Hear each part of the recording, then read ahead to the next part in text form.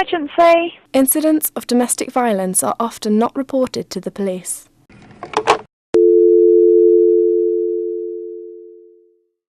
One young woman, who wishes to remain anonymous, spoke to us about her story of domestic abuse. I was 19 years old. He was a teacher at a sixth form college in the area. We started seeing each other, but it fizzed out after 2 months. A year later, I bumped into him at a local gym. We exchanged numbers and he invited me for coffee. We sat in his living room for ages, chatting, and it was like we were never apart. I was with him for 4 hours and I said I needed to go. He said, "Okay, but before you leave, come and see Billy Buttons upstairs." That was his huge teddy bear I was obsessed with when we were seeing each other. I stupidly agreed, and I ran upstairs to his room to give Billy Buttons a cuddle. He had followed me upstairs. I suddenly felt this huge force pushing me to his bed. I hit the bed really hard, and before I knew it, he had mounted me. I struggled with all my might, but couldn't get free.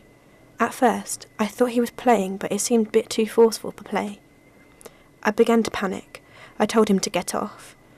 This is when he sexually abused me. The reason I didn't go to the police was because I felt I couldn't prove what happened to me. How was I to prove that this guy did this to me?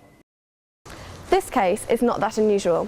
Figures obtained by LSJ News show that 6 victims a day report cases to the Lincolnshire Police. Only a quarter of these cases actually make it to court. And there has been a 22% increase of cases reported from 2010 to 2012. A domestic abuse charity in Lincoln supports victims of abuse.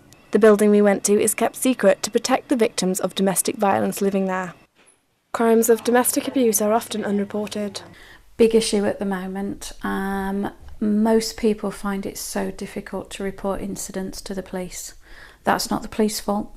That's not the victim's fault. It's just how it is. Again, it's remembering that domestic abuse is the hidden hurt.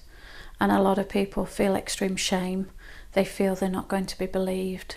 They feel, well, it's not that bad really. It's just a one-off, so I won't involve the police. The domestic violence charity in Lincoln offers a free app called Reduce the Risk that helps people identify whether they are in an abusive relationship. It also provides advice and a direct link to an emergency police number. This is Emma Everett for LSJ News, Lincoln.